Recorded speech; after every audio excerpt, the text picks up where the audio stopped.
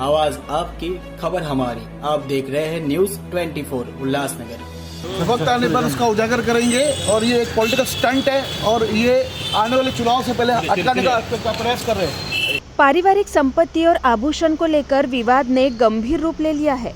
उल्लासनगर निवासी जिन राहुल चंदनानी ने अपनी शिकायत में आरोप लगाया है कि उनके भाई सुनील चुग और भाभी अमृता चुग ने जाली दस्तावेज बनाकर उनकी प्रॉपर्टी हड़पने की कोशिश की और यूट्यूब चैनल के माध्यम से उन्हें बार बार बदनाम किया।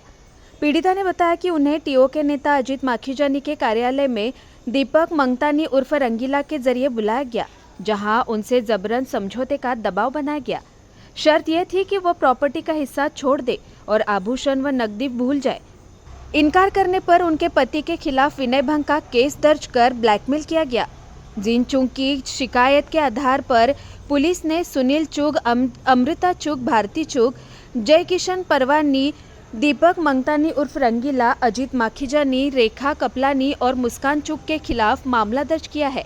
अब तक जय किशन परवानी और सुनील चुग को गिरफ्तार किया गया है, जबकि बाकी की तलाश जारी है।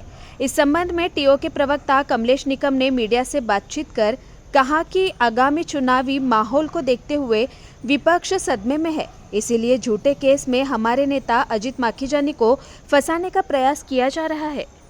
मेरा नाम सपना चुग है और जिन राहुल चंदनानी नाम है मेरा।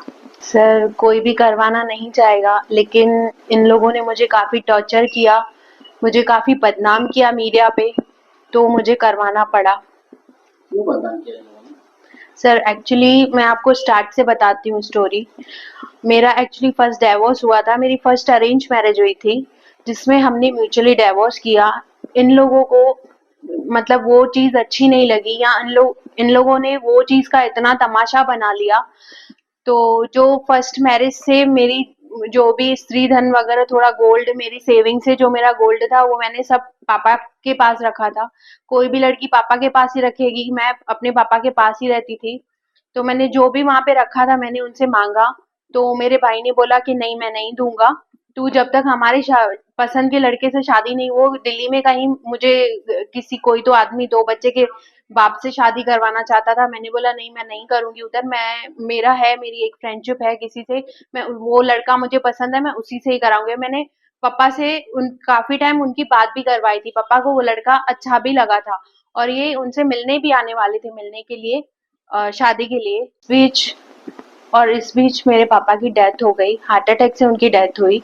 तो उसके बाद ही मेरे भाई के मन में इतनी, मेरे भाई और भाभी दोनों, इवन उनके मन में इतनी लालच आ गई, वो लोग मुझे टॉर्चर करने लगे, मुझे फोर्स करने लगे कि एक दिल्ली में कोई तो 2 बच्चों का बाप था, उनके साथ शादी करने के लिए मुझे फोर्स करने लगे। बट मैंने बोला नहीं, मैं अभी करूंगी तो अपने पसंद के लड़के से ही करूंगी। तो फिर मेरी इनके साथ शादी हुई, राहुल चंदनानी से मेरी शादी हुई। मैं शादी करके 2 साल एमपी चली गई, क्योंकि उनका वहां पे बिजनेस था। लॉकडाउन में उन्होंने अपने कजन के साथ बिजनेस स्टार्ट किया था, तो मैं 2 साल एमपी चली गई। तो फिर मैं वहां से जैसे रिटर्न आई, तो मैंने फिर से अपने भाई से अपना गोल्ड, जो मेरी सेविंग्स वहां पे गोल्ड पड़ा था, मैंने उनसे मांगा। तो उन्होंने बोला नहीं, मैं नहीं दूंगा, और ऐसे करके झगड़ा करके मुझे जल्दी करके निकाल दिया। थोड़े मंथ्स में मुझे पता चला कि इन लोगों ने एक फेक रिलीज डेट बनाई है, जिसमें मेरा कहीं भी नाम ही मेंशन नहीं है। मैं लीगल हेयर ही नहीं दिख, उसमें मेरा नाम ही नहीं था, लीगल हेयर्स में नहीं थी उसमें। तो फिर उस बेसिस पे मैंने आरटीआई डाल के मैंने वो रिलीज डेट निकलवाई। फिर उस बेसिस पे मैंने हेडलाइन 5 नंबर में एफआईआर करवाई, 420 की उनके ऊपर एफआईआर की, उसमें 5 आरोपी बने थे। तो जैसे ही उनकी बेल हुई, उसके बाद ये लोग मेरे पीछे ही पड़ गए, मेरे को ब्लैकमेल करने लगे। इन्होंने एक रिपोर्टर हायर किया, जिसमें वो मुझे ब्लैकमेल करने लगा। उनकी पूरी टीम थी, ब्लैकमेल और बदनाम काफी, और झूठे आरोप लगाने लगे उसमें हमारे ऊपर।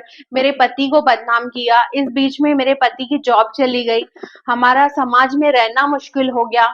मैं इतनी टॉर्चर हो रही थी कि मैं करूं तो करूं क्या। फिर एक बार मैं इनके टीम के दीपक रंगीला, कोई तो नाम है, दीपक मंगतानी करके नाम है, मैंने उनको कॉल किया कि मुझे मिलना है आपसे, कि ये लोग मेरी बदनामी क्यों कर रहे हैं। तो मैं उनसे मिली, मैंने 4-5 मीटिंग की उनके साथ। उन्होंने बोला इनका कोई मतलब है अजीत माखीजानी, आप उनसे बात कर लो, हो सकता है आपका कोई सॉल्यूशन निकले। मैं अजीत माखीजानी के पास के उनके ऑफिस में गई, वुडलैंड कॉम्प्लेक्स में उनकी ऑफिस थी। हमने 4 से 5 मीटिंग्स वहां पे की। वहां पे हमको जैकी पारवानी, अजीत माखीजानी और दीपक मंगतानी के साथ मैंने मीटिंग्स की और बात हुई। मैंने पूछा कि आप मेरी बदनामी क्यों कर रहे हो, तो उन्होंने बोला कि दीपक ने मुझे बताया कि आपके भाई से इनको पैसे मिले हुए हैं, कोई भी ऐसे ही तो कोई किसी के लिए काम नहीं करेगा। तो मुझे वो लोग ब्लैकमेल करने लगे, आप अपना हिस्सा छोड़ो और जो भी है केसेस अपने वापस लो, नहीं तो हम आपके ऊपर झूठी एफआईआर करवाएंगे और झूठी गुनाह दाखिल करवाएंगे, सीरियस मैटर में आपके पति को कभी बेल ही नहीं होगी। मुझे टॉर्चर करने लगे। ये सब मैं एक रिकॉर्डिंग करके, मैं एक्चुअली कैसे अपनी सेफ्टी के लिए मैंने रिकॉर्डिंग की। एक फोन मेरा पर्स में था, बंद करके मैं लेके गई थी और दूसरा फोन मेरे हाथ में था। मैंने अपनी सेफ्टी के लिए रिकॉर्डिंग की क्योंकि मुझे फिर बाद में कुछ प्रॉब्लम ना हो। तो उस रिकॉर्डिंग में सब है, वो पुलिस के पास है सब। मैं उनको पूरा सबमिट किया है। उन्होंने मुझे काफी सपोर्ट किया और ये लोग बोल रहे थे कि आप अपना हिस्सा छोड़ो, अपने भाई को लिख के दो, आपको पापा की प्रॉपर्टी में कुछ भी नहीं चाहिए तो हम आपकी बदनामी में। मैंने उनको हाथ जोड़े, पैर पड़े। मैं जिंदगी में किसी के आगे नहीं रोई हूँ। मैं बहुत फाइटर हूँ, मैंने लाइफ में बहुत फाइट की है, लेकिन मैं इनके सामने गिड़गिड़ाई कि मेरी बदनामी मत करो, कि मेरा बाहर निकलना मुश्किल हो गया है। फिर भी उन लोगों को वो नहीं माने, मुझे टॉर्चर करने लगे। मैंने सर 8 लोगों पे किया है, जैसे कि सुनील चुग, अमृता चुग, भारती चुग, जयकिशन पारवानी, रंगीला, दीपक मंगतानी, अजीत माखीजानी, रेखा, भाविका, राजू कृपलानी, मुस्कान चुग, मुस्कान कुणाल भाटिया।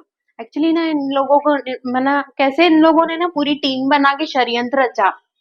कैसे वो होता है ना, एक टीम वर्क होता है कि कैसे इसको एक्सॉर्ट करना है, ब्लैकमेल करना है और कैसे इसका हिस्सा हड़प लेना है।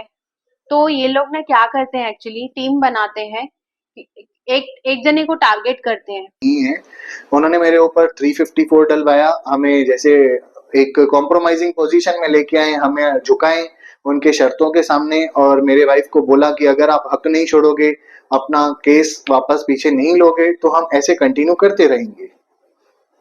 सर इसमें आपकी वाइफ ने टोटल 8 लोगों के खिलाफ मामला दर्ज कराया जी।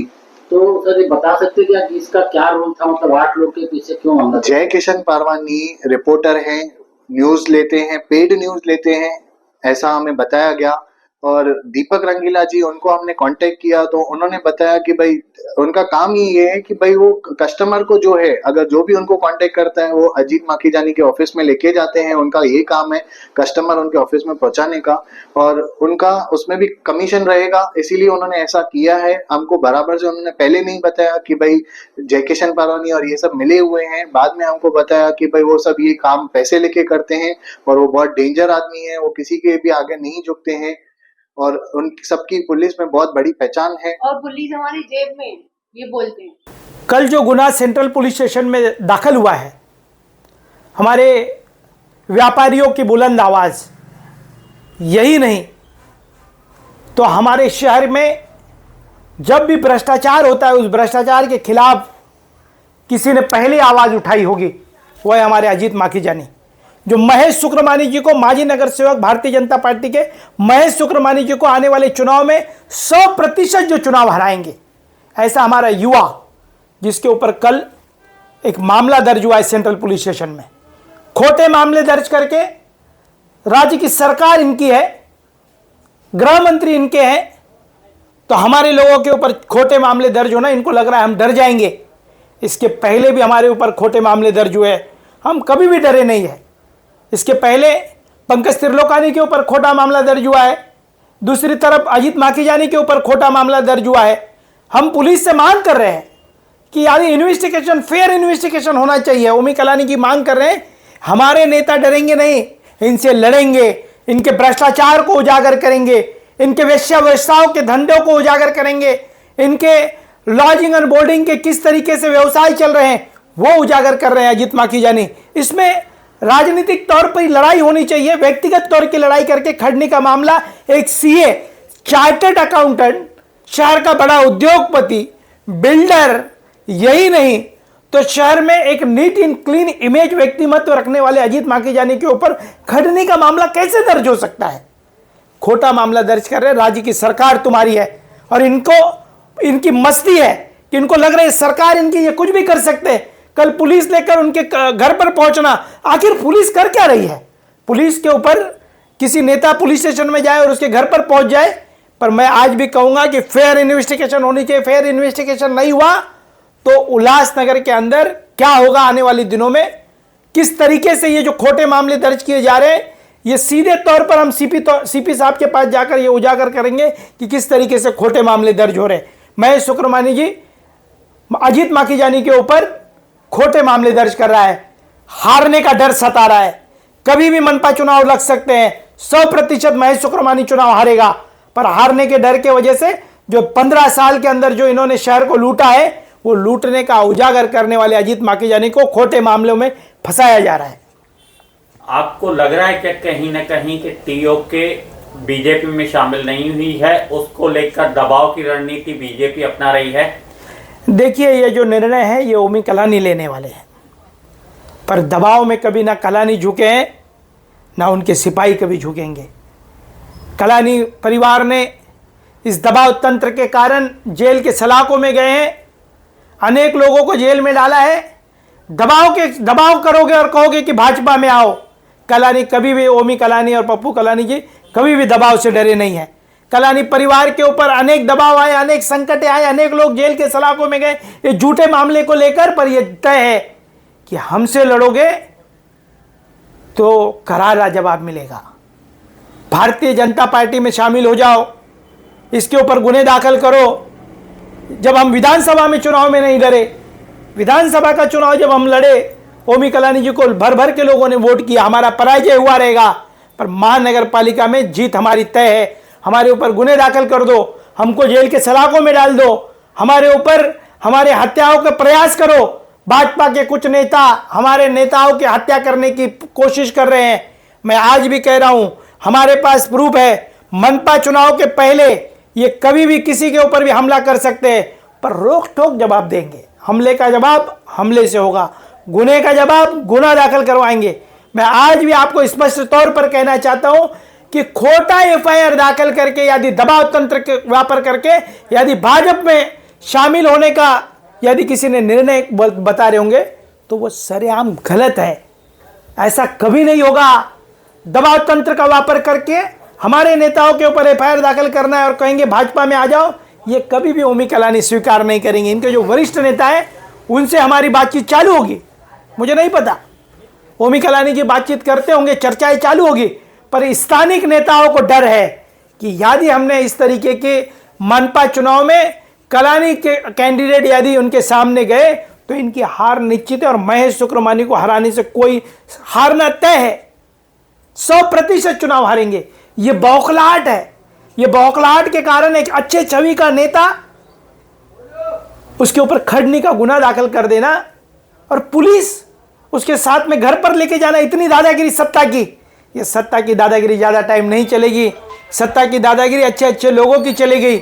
ये तो चीटर पिटर लोग हैं। इनके धंधे क्या है शहर के अंदर, ये कर क्या रहे हैं? ये सिंधी समाज के नेताओं को अंदर डलवा रहे हैं। पंकज त्रिलोकानी, जिसका किसी भी पंकज त्रिलोकानी का क्या रोल है, उसके ऊपर भी खोटा मामला दर्ज हुआ है, उसको भी जेल में डाल रहे हैं। इसके पहले मुझे जेल में डाला है, संतोष पांडे को डाला है, मनोज दासी को डाला है, अब अजीत माखीजानी को डाल रहे। कितने भी खोटे गुने दाखिल कर लो, कलानी का महापौर बैठने से कोई रोक नहीं सकता है। मैं दावे के साथ कह रहा हूं कि दबाव तंत्र का वापर करोगे तो कोई फर्क नहीं पड़ेगा।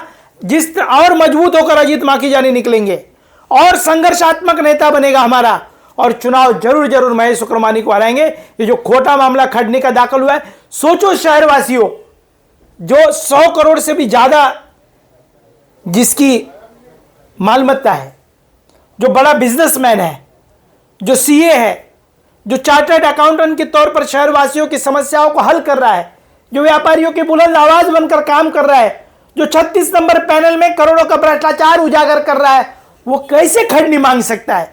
एक पत्रकार को भी खड़नी के मामले, आप पत्रकार बंधु हो, कल उस पत्रकार के ऊपर आया है आपके ऊपर भी हो सकता है, आपके ऊपर भी झूठे मामले दर्ज हो सकते हैं। कल आपने उनके खिलाफ न्यूज चलाई तो क्या भारतीय जनता पार्टी का माजी नगर सेवक है तो उसके ऊपर पत्रकार और नेताओं के ऊपर खड़ने का मामला दर्ज होगा? पुलिस प्रशासन कर क्या रहा है? पुलिस से हमारी मांग है, ओमी कलानी की मांग है, फेयर इन्वेस्टिगेशन होना चाहिए, कहां पर भी किसी के ऊपर अन्याय नहीं होना चाहिए। मैं पुलिस विभाग से हाथ जोड़कर विनती करना चाहता हूं, आज राज्य की सरकार उनकी है, कल किसी और की होगी, परसों किसी और की होगी। यह बात याद रखना कि आपको इस महाराष्ट्र के अंदर ही सभी लोगों को एक साथ रहना है। राज्य की सरकार के दबाव में आकर यदि हमारे नेताओं के ऊपर ऐसे मामले दर्ज होते रहेंगे तथापि सहन नहीं किया जाएगा। ओमी कलानी स्टाइल में जवाब देंगे। फेयर इन्वेस्टिगेशन होना चाहिए, पुलिस ने फेयर इन्वेस्टिगेशन करना चाहिए। कल महेश शुक्रमानी सेंट्रल पुलिस स्टेशन में जाकर उनके घर पर पुलिस लेकर जाता है। आखिर पुलिस राज्य की, हमारी राज्य महाराष्ट्र की पुलिस है या ये इनके घर की पुलिस है? खुद पुलिस को वहां पर लेकर जाना उनके घर पर, यह तथापि सहन नहीं करेंगे। यदि एक हफ्ते के अंदर फेयर इन्वेस्टिगेशन होकर फैसला नहीं हुआ तो इसके लिए आगे की जो रणनीति है वो आपके माध्यम से बताई जाएगी।